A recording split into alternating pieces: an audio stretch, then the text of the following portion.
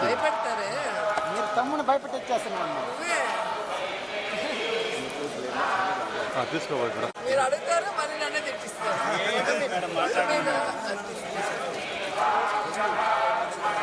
మాట్లాడండి మేడం, మాట్లాడంటారు వదిలేదు.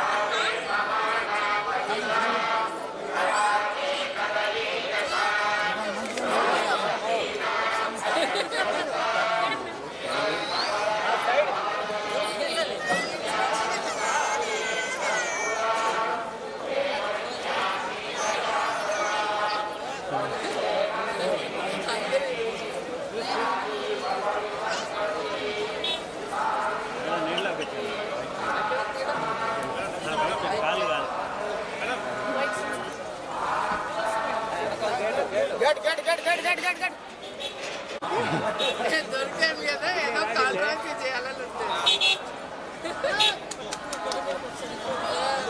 మాట్లాడుతుందా లేదా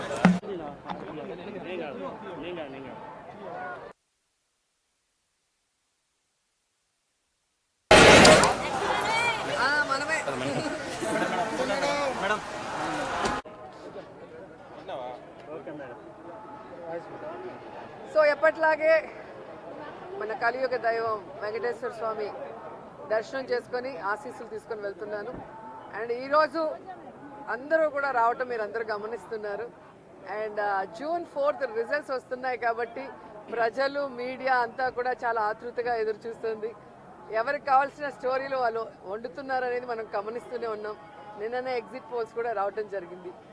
ఎవరు ఏం ఎగ్జిట్ పోల్స్ ఇచ్చినా ఎక్కడ ఏం డిస్కస్ చేసినా ఫైనల్గా జరిగేది సెకండ్ టైం జగనన్న సీఎం. ఎందుకంటే ఈ రాష్ట్ర ప్రజలు సంక్షేమానికి అభివృద్ధికి పట్టం కట్టడానికి రెడీగా ఉన్నారు కాబట్టి మహిళలు ముసలి వాళ్ళు పెద్ద ఎత్తున రాత్రి 9 అయినా కూడా ఎదురు చూసి ఓటింగ్ వేసి వెళ్ళటం మనం అందరం కూడా గమనించాం. సో మనకి స్వాతంత్రం వచ్చిన తర్వాత ఇంత పెద్ద ఎత్తున సంక్షేమాన్ని అభివృద్ధిని ప్రజల కోసం అందించిన ఏకైక ముఖ్యమంత్రి జగన్మోహన్ రెడ్డి గారు.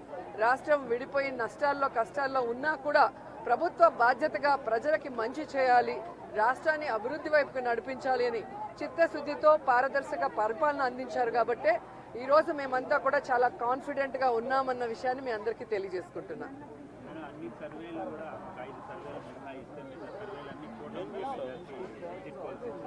ఈరోజు కూటమి కొత్తగా పెట్టుకున్న కూటమి కాదు, ఆల్రెడీ 2014లో పెట్టుకుంది. అప్పుడైతే కొత్త కాంబినేషన్ కాబట్టి ప్రజలు ఎక్స్పెక్ట్ చేసి ఓట్లు వేశారు. కానీ 2014లో అక్కడ ఇక్కడ 2 చోట్ల కూడా కూటమి అధికారంలోకి వచ్చినా కూడా ఈ రాష్ట్రాన్ని సర్వనాశనం చేసింది. కానీ ఈ రాష్ట్రానికి ఇవ్వాల్సినది ఏమీ ఇవ్వలేదు, ఏమీ అభివృద్ధి చేయలేదు అన్నది ఈ రాష్ట్ర ప్రజలు గమనించారు. కాబట్టే ఈరోజు ఆ కూటమికి క్రేజ్ లేదు అనేది మీకు తెలుసు, మాకు తెలుసు. ఖచ్చితంగా ఈరోజు ప్రజలందరూ కూడా గమనించాల్సిన విషయం, వ్యవస్థలు ఏ విధంగా ఈరోజు చంద్రబాబు నాయుడు చేతిలో వాళ్ళు ఇష్టానుసారం చేస్తున్నారో మనం గమనిస్తున్నాం. ఆ విషయాల్ని ఇష్టానుసారం ఎలక్షన్స్ అప్పుడు మార్చేయటం, అలాగే కేసులు పెట్టించడం వైఎస్ఆర్సీపీ నాయకుల మీద. ఇప్పుడు దేశంలో ఎక్కడా లేనటువంటి విధంగా కొత్త కొత్త రూల్స్తో పోస్టల్ బ్యాలెట్ని ఏ విధంగా వాళ్ళకి అనుకూలంగా మార్చుకోవాలన్న ప్రయత్నం చేస్తున్నారో మనం గమనిస్తున్నాం. అదే చెప్తున్నా కదా, ఎవరెన్ని దొంగ ఆటలాడినా ఎవరెన్ని వ్యవస్థలను మేనేజ్ చేసినా ప్రజల మనసులో ఉన్న జగన్ గారిని చంద్రబాబు నాయుడు కాదు కదా, ఆయన పుట్టించిన ఖర్జూరపు నాయుడు కూడా మేనేజ్ చేసి మార్చలేడని కూడా ఈ సందర్భంగా తెలియజేసుకుంటున్నాం.